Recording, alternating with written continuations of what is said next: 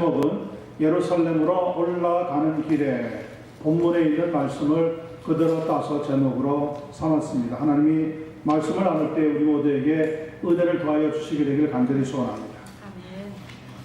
중세 교회 때 시대의 일이라고 합니다. 한 정원에서 영주 한 사람이 산책을 하고 있었습니다. 그런데 그곳 정원에 젊은 정원사 한 사람이 열심히 정원을 가꾸고 있었다고 합니다. 너무 잘 정원을 다스려 놓은 것을 보면서 영주가 감격을 해서 그 정원사에게 이렇게 물었답니다. 자네는 그렇게 열심히 일한다고 해서 돈을 더 주는 것도 아닌데 어떻게 그렇게 열심히 충성스럽게 일을 하고 있는가? 그랬더니 이 젊은 정원사가 이렇게 대답을 하더랍니다. 나는 이 정원을 너무 사랑합니다. 제 직무를 다 하고 나서 시간이 남으면 더 아름답게 하기 위해서 나무를 가꾸고 화분을 만들고 또 그 사이에 조각도 해보고 있습니다.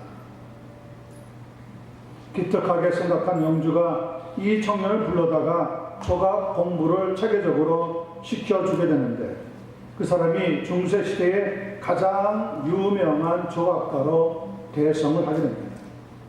그 사람의 이름이 또 다른 천재 예술가로 알려졌던 레오나르도 다빈치와 어깨를 나란히 하였다는 마이클 앤젤로, 우리말로는 미켈란젤로라고 하는 미술가입니다. 어쩌면 그는 한낱 정원사로서 자기의 인생을 끝마쳐야 할 뻔했습니다. 누구 하나 끌어주는 사람이 없기 때문에 친구들 가운데서도 가장 뒤처져서 다른 사람의 정원에서 일하는 사람이 되었습니다. 그런데도 자기의 본분을 잊지 않고 작은 영주의 정원사로 있었지만 정성을 다하여 충성되이 성실히 일하면서 영주의 눈에 띄어 그의 배려로 조각을 공부한 뒤에 세계에서 가장 뛰어난 조각가가 되었다는 것. 오늘 성경 본문에 보니까 예수님께서 해주시는 말씀인데요. 먼저 된 자로서 나중되고 나중된 자로서 먼저 될 자가 많으니라. 그런 말씀이 나오고 있습니다. 이 마이클 앤젤로, 미켈란젤로라고 하는 사람이 그런 사람이었습니다. 나중되었다고 생각을 했지만 그의 성실함이, 그의 충성됨이 누구보다 먼저 될 수 있도록 길을 열어주는 역사가 일어나게 되었다는 겁니다. 여러분, 지금 혹시 내가 나중되었다고 생각하는 분들 우리 가운데 있습니까? 나중되었다고 생각이 된다고 해서 그것으로 삶이 끝나는 것은 아닙니다. 하나님께서는 나중된 사람을 먼저 되게끔 역사하시는 반전의 은혜를 더하여 주시게 되는 겁니다. 지금 가난하다고 해서 내가 항상 영원토록 불행해지는 것도 아닙니다. 먼저 되지만 나중되고 나중되지만 먼저 될 자가 많다고 하는 것이 우리 주님의 말씀입니다. 여러분, 이 말씀을 꽉 붙잡고 하나님께서 나를 이끌어 주시는 역사 속에 삶을 살아갈 수 있게 되어지기를 예수님의 이름으로 간절히 축원합니다. 네. 32절 보겠습니다. 예루살렘으로 올라가는 길에, 지금 예루살렘으로 세 번째 올라가는 겁니다. 똑같은 말씀을 지금 예수님은 세 번째 제자들에게 들려주고 있습니다. 얼마나 진지한 말씀인지 같은 말씀을 세 번이나 전해줍니다. 예수께서 그들 앞에 서서 가시는데 그들이 놀라고 따르는 자들은 두려워하더라. 이에 다시 12 제자를 데리시고 자기가 당할 일을 말씀하시더라. 제자들은 예수님의 말씀을 듣고 나서 뒤를 따르면서도 놀라고 두려워하게 되었더라. The disciples were astonished, while those who followed were afraid. 왜 사람들은 놀라고 두려워하게 되었을까요? 제가 조금 전에 말씀드렸던 이 우리가 대하고 있는 본문 앞쪽에 있는 말씀의 내용 때문에 그리합니다. 혹시 여러분 성경 가지고 계시면은 앞쪽에 보시기를 바랍니다. 29절에서 31절에 보니까 예수님이 제자들에게 이런 말씀을 들려주신 적이 있습니다. 내가 진실로 너희에게 이르노니 나와 복음을 위하여 집이나 형제나 자매나 어머니나 아버지나 자식이나 전토를 벌인 자는 현세에 있어 집과 형제와 자매와 어머니와 자식과 전토를 100배나 받되 박해를 경하여 받고 내세에 영생을 받지 못할 자가 없느니라. 여기까지 제자들이 들었을 때는 막 익사이딩했습니다. 그렇지. 예루살렘으로 이제 세 번째 올라가는데 이번 길은 마지막이야. 이제 예수님이 예루살렘에 올라가면 왕이 되시는 거야. 예루살렘의 왕이 되시면 우리는 높은 자리에 먼저 올라가서 앉게 될 거야. 막 지금 제자들은 흥분이 되어 있습니다. 그런데 느닷없이 29절에서 31절에서 예수님이 이렇게 말씀하시는 겁니다. 그러나 먼저 된 자로서 나중되고 나중에 된 자로서 먼저 될 자가 많다. 제자들이 말씀을 들을 때에 상당히 혼란이 오는 거예요. 당황스러운 거예요. 아니, 우리는 예수님과 지금 높은 자리에 빨리 한 자리 먼저 되는 그런 기회를 맞이한 것 같은데 말씀을 가만히 정리해 보니까 이거 도리어 나중될 가능성도 많다는 것을 깨닫게 된 거죠.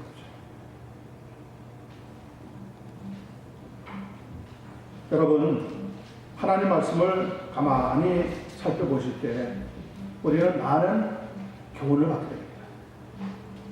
내가 아무개보다 누구보다 조금 더 빨리 배웠다고 하는 생각, 어리석은 생각이에요. 내가 다른 사람보다 학교 다닐 때 조금 더 성적이 좋았다고 하는 생각, 그것도 어리석은 생각이라는 거죠. 내가 누구보다 더 일찍 진출했다고 하는 생각 역시 어리석은 생각입니다. 내가 조금 더 높이 승진했다고 하는 생각, 그런 것들 한마디로 말씀을 드려서 조금 더 먼저 됐다고 하는 생각을 예수님께서는 깨끗이 잊어버리라고 말씀하고 있다고 하는 거죠. 소위 자존심이라고 하는 것이 우리에게 있는데 이런 것들 때문에 많은 사람들이 얼마나 힘들고 괴로워하는지 모릅니다. 지금 생각해 보니까 저는 고등학교, 대학교를 미국에서 다녔는데 그때 학교를 다니면서 A나 A-를 받으려고 정말 커피 깨나 쏟으면서 공부를 했던 기억이 납니다. 누구에게 뒤처지고 싶지 않은 거죠.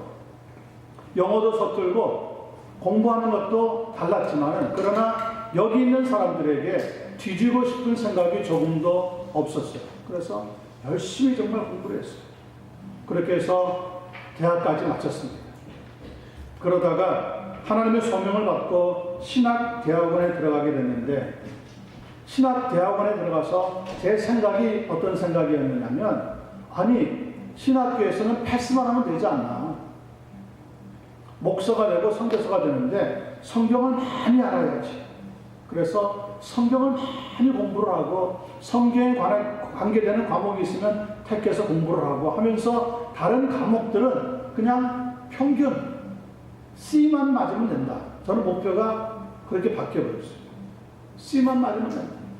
그러나 성경에 관한 것은 왜냐하면 내가 하나님의 말씀을 가르쳐야 되는데 하나님의 말씀에 대한 내용을 자세히 배우지 못한다면 그렇게 해서 되겠느냐.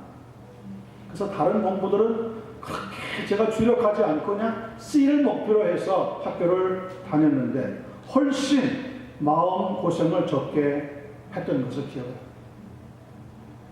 제가 보니까 과거에 내가 어떻게 살았고 과거에 내가 어떻게 공부했고 과거에 내가 얼마나 가졌고 과거에 내가 얼마나 높이 올라갔고 그것 때문에 나중에 이 자존심이 상해가지고 자기의 삶을 고생하면서 불편하게 살아가는 사람이 많은 것을 보게 되어줍니다. 여러분, 예수님은 분명히 말씀합니다. 먼저 되어도 나중되고 나중되어도 먼저 되게 역사하신다. 조금 먼저 되었습니까? 조금 더 많이 가졌습니까? 조금 더 많이 배웠습니까? 조금 더 빨리 진출한 것 같습니까? 아닙니다. 여러분, 거기에서 나의 자존심을 살려가지고 우쭐할 필요가 없다는 겁니다. 성경은 우리에게 항상 요구하는 것이 무엇입니까? 겸손하다. 겸손하면 하나님이 올려주시고 겸손하면 하나님이 먼저 되게끔 역사해 주시게 된다는 거예요. 과거를 빨리 잊어버리는 것이 여러분 정신 건강에도 좋습니다.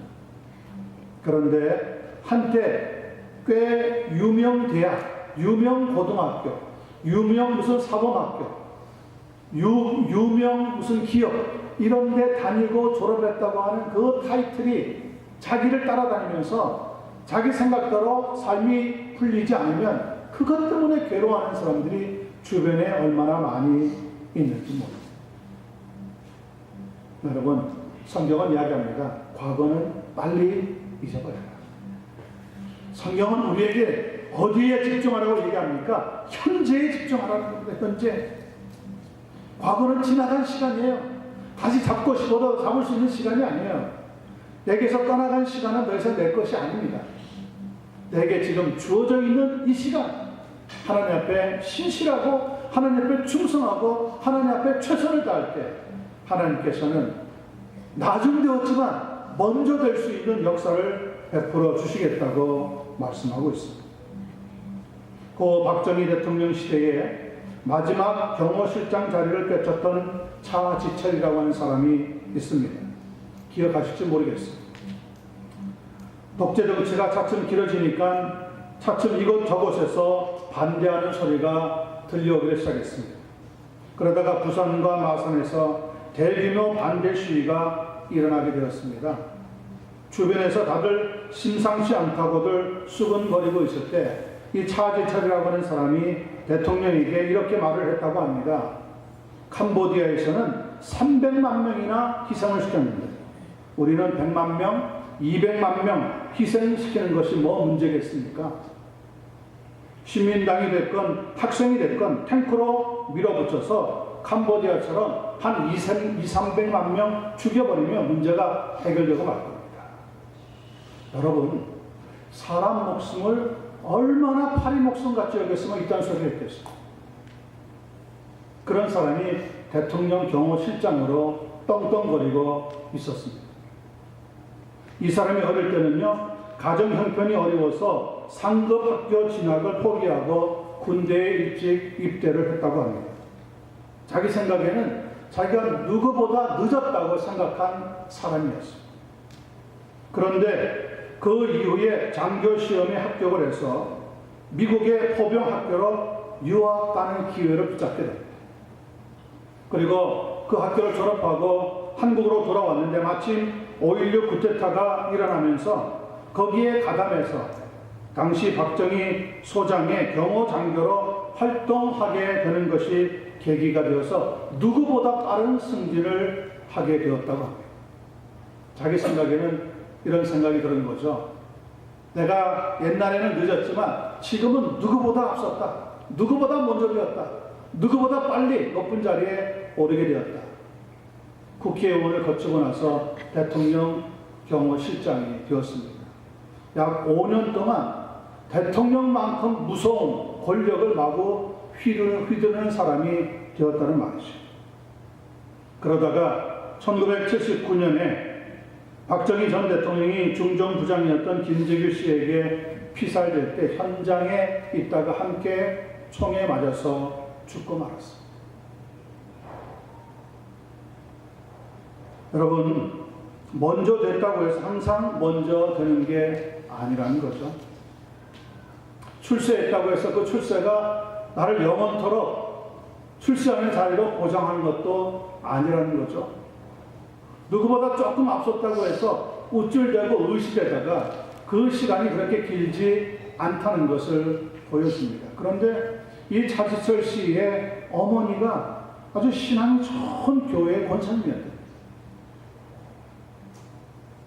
그 어머니가 하도 재촉을 하니까 어머니에 따라서 교회를 몇 번 다니다가 집사라는 직분도 얻었답니다. 그런데 그런 영적인 일은 관심이 없었습니다. 세상의 출세, 세상의 권력, 누구보다 앞서는 그 욕심이 지나치다가 보니까 결국 나중에 자기의 삶을 일찍 끝마치게 되는 불행하고 비극의 역사의 주인공이 되고 말았습니다. 여러분, 지금의 불행이 계속되리라고 혹시 생각하는 분들 있습니까? 여러분, 그 생각도 틀린 생각입니다. 주님께서는 나중되었지만 먼저 될 자도 많이 있다고 분명히 말씀하고 있습니다. 앞으로 부귀영화를 누리게 될지 그렇지 않을지 아무도 모릅니다. 부탁드리는 것은 과거는 빨리 잊어버리시라는 거예요. 거기에 집착해서 거기에 사로잡혀 있으면 우리의 인생은 불행으로 끝마칠 수밖에 없습니다. 성경은 이렇게 이야기하고 있지 않습니까? 누구든지 그리스도 안에 있으면 새로운 피조물이라. 보라, 이전 것은 지나갔으니 우리가 새로운 것이 되었다. 아멘. 저는 하나님의 말씀이 분명히 진리라고 믿고 이 진리대로 하나님의 믿음을 가지고 살아가는 사람들에게 역사하여 주시게 될 것을 믿습니다. 아멘. 에베소서 4장 15절에서 18절 보면 하나님은 이런 사람들 편에 서서 이런 사람들을 축복하시고 이끌어 주시고 있다고 약속하고 있습니다. 그런즉 너희가 어떻게 행할지를 자세히 주의하여 지혜 없는 자같이 하지 말고 오직 지혜 있는 자같이 하여 세월을 아끼라. 때가 악하니라. 그러므로 어리석은 자가 되지 말고 오직 주의 뜻이 무엇인지 이해하라. 술 취하지 말라. 이는 방탕한 것이니 오직 성령으로 충만함을 받으라. 성도 여러분, 지혜가 충만하고 성령이 충만해서 하나님의 뜻을 이해하면서 믿음으로 나아갈 수 있는 한 분 한 분 되실 때 우리 주님께서는 나중되었지만 먼저 되게 해주시는 역사 속에 우리를 이끌어 주시게 될 줄로 믿습니다. 그런 은혜를 누리시게 되기를 예수 그리스도의 이름으로 간절히 축원합니다.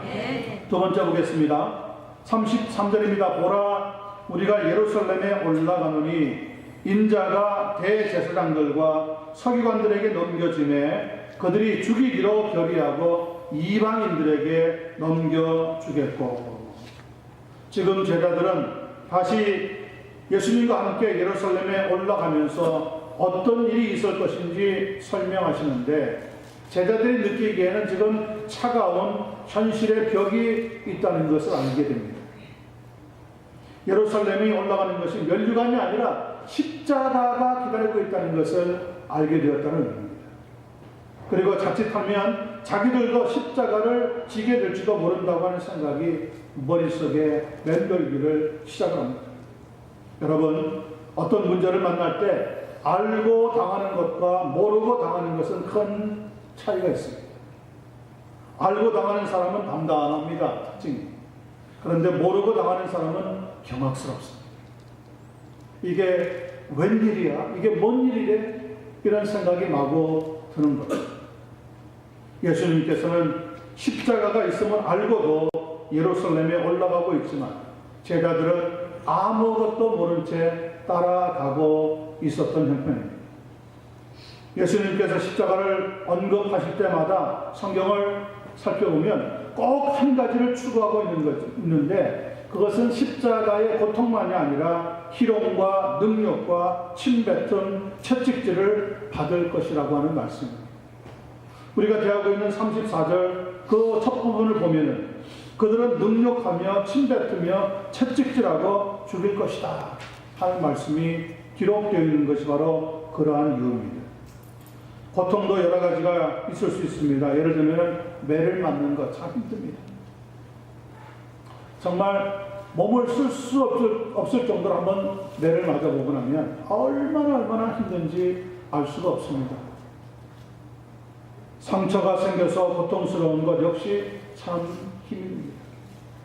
그 상처가 낫지를 않고 덧나가지고 더 힘들게 만들 때는 고통이 가중될 수밖에 없습니다.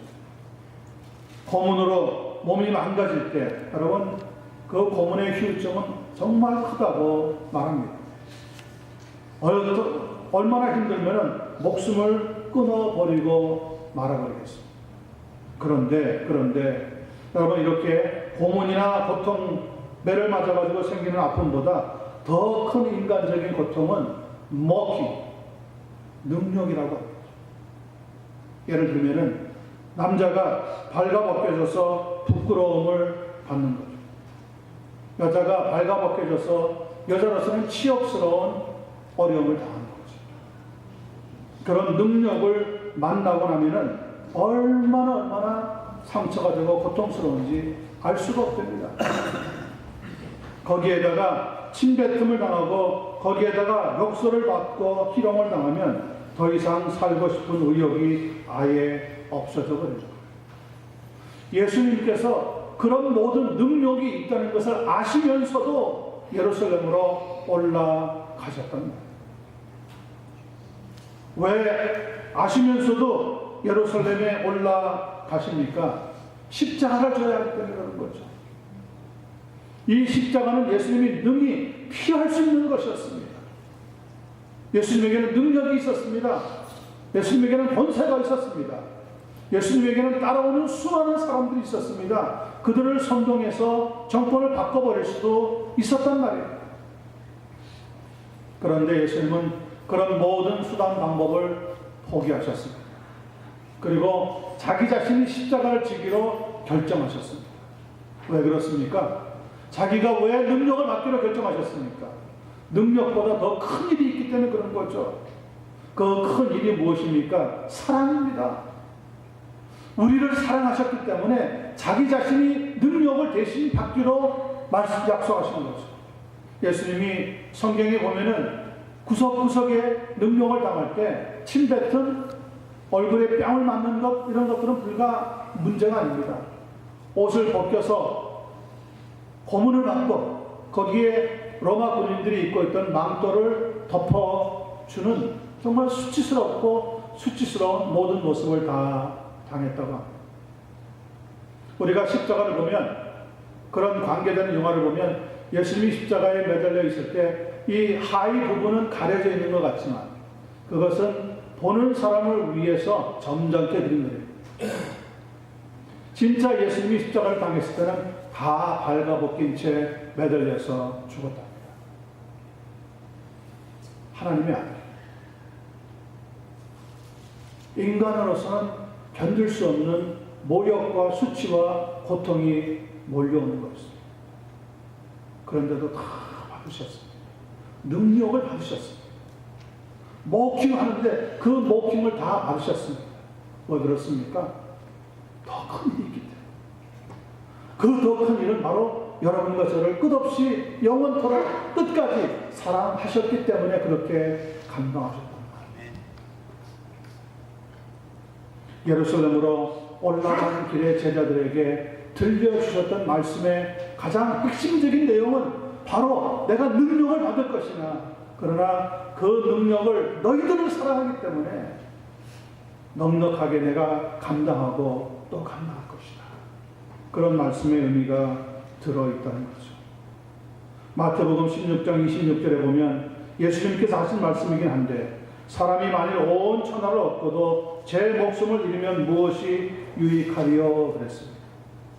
천하보다 귀한 생명인데 예수님도 육체 가운데 있으셨기 때문에 생명의 귀함을 아셨단 말이에요.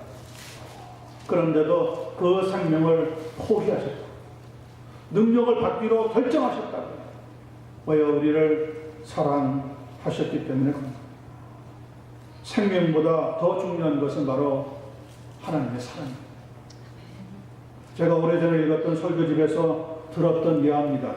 참 감동이 되었습니다. 어느 목사님이 위암으로 몹시 고생을 하셨는데 세상 떠나실 때가 가까우니까 자주 혼수 상태에 빠지게 되었다고 합니다. 혼수 상태에 목사님이 빠질 때마다 의사들이 그 생명을 조금이라도 더 연장시키려고 갖은 수단을 다 동원을 했습니다. 그러던 어느 날 목사님이 혼수 상태에 다시 빠졌는데 한참 의사들이 수혈을 하느라고 애를 쓰고 있는데 목사님이 혼수 상태에 빠졌다가 정신을 차리고 눈을 떴습니다.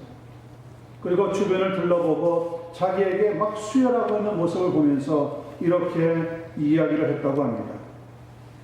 피가 없어서 지금도 죽어가는 젊은이가 많이 있는데 어차피 죽을 사람에게 왜 이 아까운 피를 낭비하고 있습니까?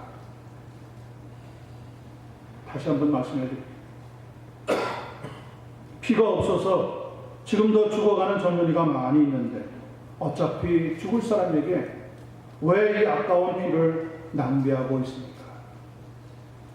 그러더니 목사님 스스로 몸에 꽂혀 있는 주사바늘을 다 뽑으신 다음에 눈을 감고 고통을 견디면서 기도하셨다고 합니다.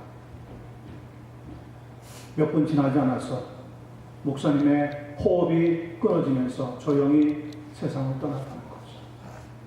여러분, 얼마나 감동적이냐. 세상에서는 조금이라도 더 살려고 발버둥을 치는, 내가 이대로 죽을 수 없어, 내가 왜 죽어야 돼, 그러면서 어떻게 해서라도 더 살려고 하는 거예요. 며칠을 더 살려줄 수 있는 의사들의 기술이 다 동원되는데도 불구하고 하나님 앞에 자신의 삶을 다 맡기고 몸에 꽂혀 있는 모든 주사바늘을 다 뽑았어요. 기도하시면서 하나님 앞에 그대로 생을 마치셨다는 거죠. 여러분, 이 세상을 떠나야 할 때가 되면 조용히 떠나는 것이 신앙입니다. 저는 그렇게 저의 마지막을 맞이했거든요. 조금 더 생명을 연장하면 고통밖에 없습니다. 정말 예수님 믿는 성도라면 예수님이 당하셨던 그 능력을 기억하시면서 그 능력의 십자가를 주시기 위해서 사랑 때문에, 우리를 사랑하는 그것 때문에 자신이 대신 능력을 받으시고 십자가에서 조용히 죽어주시며 하나님의 뜻을 이루셨다는 것을 우리가 기억을 해야 합니다. 사순절을 왜 지나갑니까? 왜 교회에서 사순절을 지키자고 우리가 강조합니까? 그 사순절 40일 동안 예수님이 어떻게 자신의 삶을 마지막 아름답게 정리하시면서 걸어가셨는지 보면서 거기에서 교훈을 얻자는 거 아니겠어요? 뭐 이것저것 절제한다고 해서 사순절이 의미 있는 게 아니라 예수님이 걸어가신 그 길을 발견하고 나도 내 생에 저런 어려움을 만나고 저런 고통을 만났을 때 주님과 같이 걸어가야 되겠다. 그런 교훈을 얻는 것이 사순절의 가장 중요한 의미입니다. 여러분, 갑자기 어떤 일을 만났다고 해서 너무 요란 떨지 마세요. 예수님은 자신의 삶을 하나님에게 맡기고 조용히 능력의 십자가를 받기 위해서 예루살렘으로 올라가셨어요.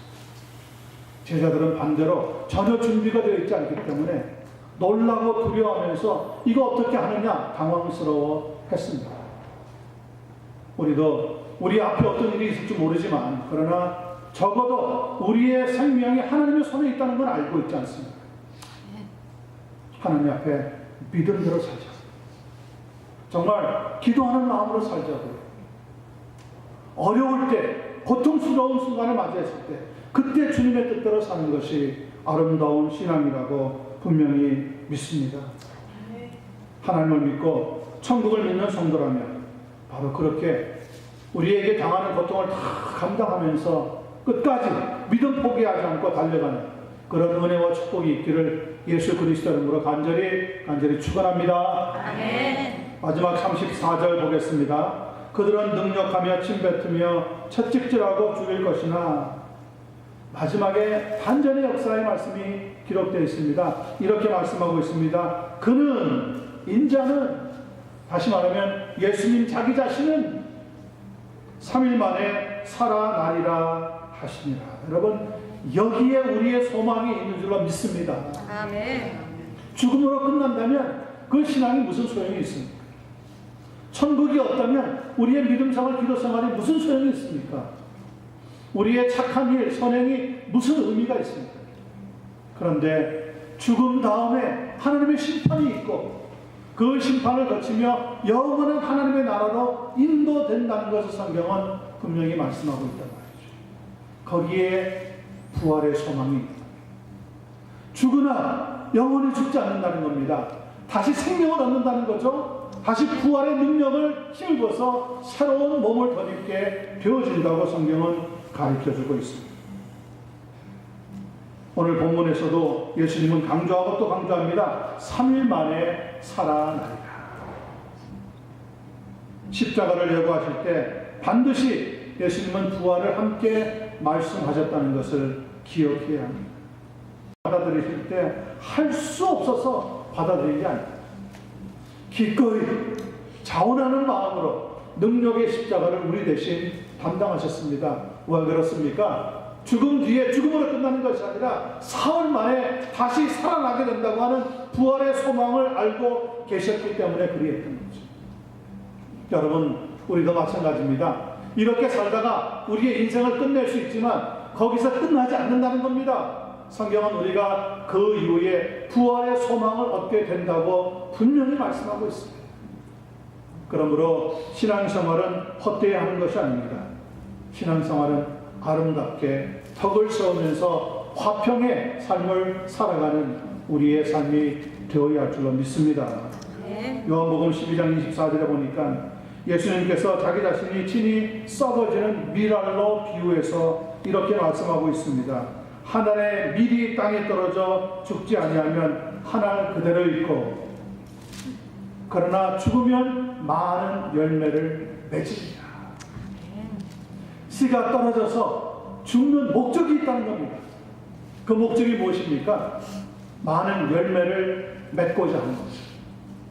예수님이 스스로 하나님의 미랄이 되셔서 능력의 십자가, 정말 견딜 수 없는 거죠. 참을 수 없는 거 아닙니까? 그런데 그 십자가를 기쁨으로 지셨다고 했습니다. 왜 그렇습니까? 자신의 생명을 줌으로 인하여 우리에게는 영생의 선물을 주시기 위해서 그렇게 하신 것. 마태복음 20장 28절에도 보면 인자가 온 것은 섬김을 받게 함이 아니라 도리어 섬기려 하고 자기 목숨을 많은 사람의 대성물로 주려 하십니다. 맞습니다. 우리가 봄에 땅이 이제 얼음에서 풀려가지고 부드러워지게 되면 그 부드러워진 땅에다가 씨앗을 뿌립니다. 그리고 눈에 보이지 않지만은 땅을 발로 꼭꼭 밟습니다. 우리의 눈에는 사라졌습니다. 죽은 것 같습니다.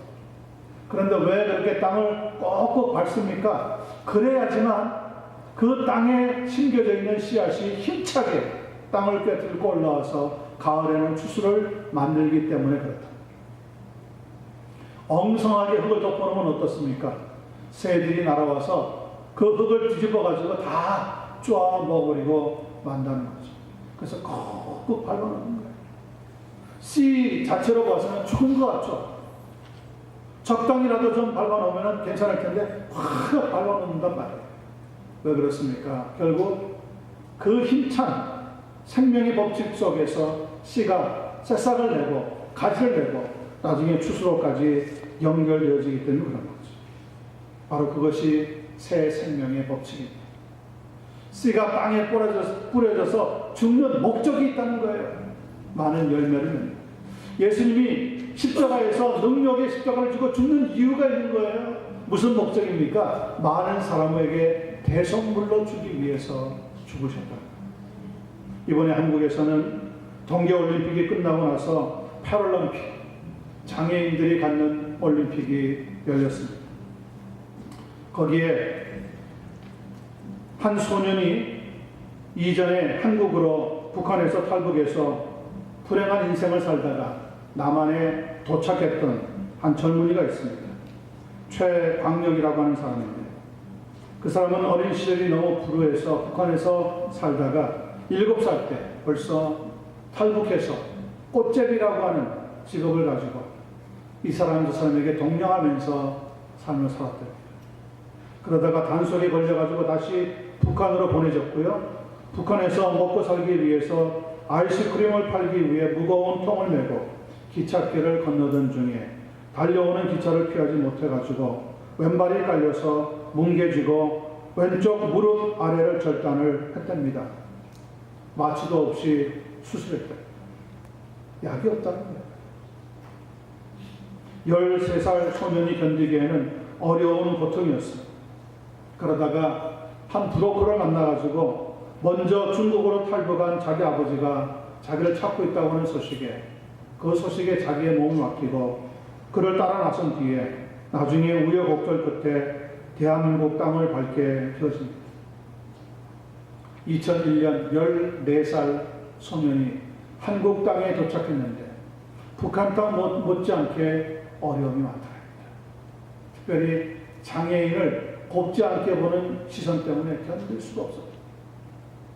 그리고 탈북했다고 이북에서 왔다고 하는 소식을 들으면 그렇게 자기를 냉대하는 남한 사람들의 그 시선 때문에 움츠러들고 괴로운 방황을 하게 됩니다. 그러다가 한국복지대학에 진학을 하면서 주변 소개로 2014년, 약 4년 전에 아이스하키라고 하는 것을 경험을 하고 그의 인생이 달라지기를 시작합니다. 삶의 목적이 생긴 겁니다.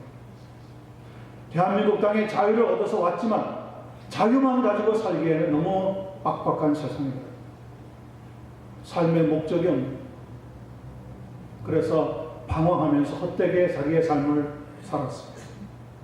그러다가 아이스하키를 배우면서 그의 인생의 목적이 생기고 결국 2016년 7월 달에 장애인 국가대표 선발로 뽑혀서 태극기를 가슴에 새기고 이번 패럴림픽에 나가게 되었습니다. 여러분들이 신문을 혹은 뉴스보도를 통해서 보셨겠지만 한국의 패럴림픽 아이스하키 팀이 준결승까지 올라가서 세계에서 3위라고 하는 동메달을 얻는 꿈을 이루게 되었다고 합니다. 장애인들 아이스하키 팀이 국제적인 경기에서 그렇게 메달을 얻기는 처음입니다. 그래서 수많은 그 아이스하키 패럴림픽 장애 아이스하키 선수들이 막 뒹굴고 울고 기쁨을 나눴다는 거죠. 정말 영광스러운 순간을 맞이했다는 거예요. 그런데 정작 이 최강혁 씨는 그 시합에 나간 것보다도 국가대표에 선발이 되어서 자기의 가슴에 태극 마크를 달았을 때가 가장 감격스러웠다고 합니다.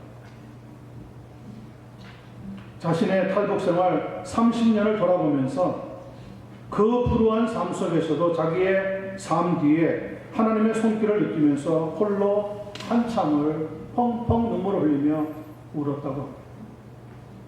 여러분, 자유를 얻었다고 해서 자유가 다 우리의 삶을 이끌어가는 게 아니더라는 거죠. 삶의 목적이 있느냐 없느냐가 이렇게 다른 겁니다. 예수님은 비록 능력의 십자가를 지고 죽으셨으나 부활하심으로 말미암아 그 죽으심의 목적을 이루었습니다. 많은 열매를 맺게 하는 것이죠. 우리에게 부활의 생명을 주시는 것이죠. 예수님의 그 부활의 생명 때문에 여러분과 제가 믿음생활을 하는 목적이 생긴 거 아닙니까?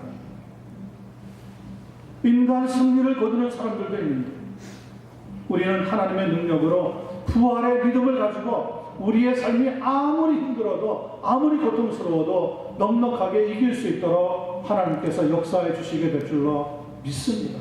아멘. 내 힘으로 안 되잖아요. 하나님의 손길이 필요하잖아요. 하나님의 인도하심이 필요하지 않습니까? 여러분들은 어떤지 모르겠어요. 저는 하나님의 도우심이 아니면 제 인생을 제 마음대로 살아가지 못한다는 걸 압니다. 하나님이 저를 도와주셔야지만 된다는 것을 분명히 알고 있습니다. 그래서 여러분 앞에서도 겸손할 수밖에 없어요. 먼저 된 사람이 나중 되고 나중 된 사람이 먼저 된다고 예수님께서 말씀하셨습니다. 예수님은 죽으셨으나 부활하셨어요. 여기에 우리가 믿는 소망이 있는 거죠. 우리의 신앙생활은 이대로 지나가다가 끝나는 것이 아니라 하나님 앞에 서는 그 순간 하나님이 그래 너 세상에 있을 때 참 고생을 많이 했구나 고통을 많이 겪었구나 착하고 충성된 종아 하면서 나를 붙잡아 주시고 부둥켜 안을 때 거기에 우리의 믿음의 승리가 있게 될 줄로 믿습니다. 아멘. 저는 부활 다음에 하나님 앞에 오는 그 귀한 영생의 축복의 삶에 대해서 시편 30편 4절과 5절 말씀을 잠깐 나누고 말씀을 정리하려고 합니다. 성경은 이렇게 우리에게 말씀하고 있습니다. 주의 성도들아 여호와를 찬송하며 그의 거룩함을 기억하며 감사하라. 그의 노염은 잠깐이요 그의 은총은 평생이로다. 저녁에는 울음이 깃들지라도 아침에는 기쁨이 찾아오리라. 우리의 삶에 노염이 있습니다. 아픔이 있습니다. 눈물이 있습니다. 고통이 있습니다. 그러나 노염의 목적이 있습니다. 그것은 평생의 은총이라고 했습니다. 예수 믿는 우리에게도 고난은 비껴가지 않지만 그러나 그 고난을 예수님의 능력의 십자가의 고난과 견주면서 주님을 닮아서 견디고 이기고 나아가면 그 고난 속에, 그 노함 속에 하나님의 인도하시는 손길을 경험하여서 평생의 은총을 받는 자리로 나아가게 될 줄로 확신합니다. 아멘. 성도 여러분, 혹시 우리 가운데 혹독한 겨울과 같은 움츠림 속에 있는 성도 있습니까? 곧 봄이 오게 될 겁니다. 무더운 여름과 같이 갈등 속에 있는 성도가 있습니까? 곧 가을을 만나게 될 것입니다. 예수님은 비록 능력을 당하나 그는 다시 3일 만에 살아나리라고 약속해주고 있습니다. 이 약속은 우리의 것이기도 합니다. 우리도 이렇게 살다가 인생을 마칠 수도 있으나 다시 살아나게 될 것입니다. 아멘. 거기에 더하여서 먼저 된 자들은 나중되며 나중된 자들은 먼저 되게 만드시는 하나님의 능력의 손길에 여러분과 제가 붙잡히게 되기를 예수님의 이름으로 간절히 축원합니다. 아멘. 기도하겠습니다.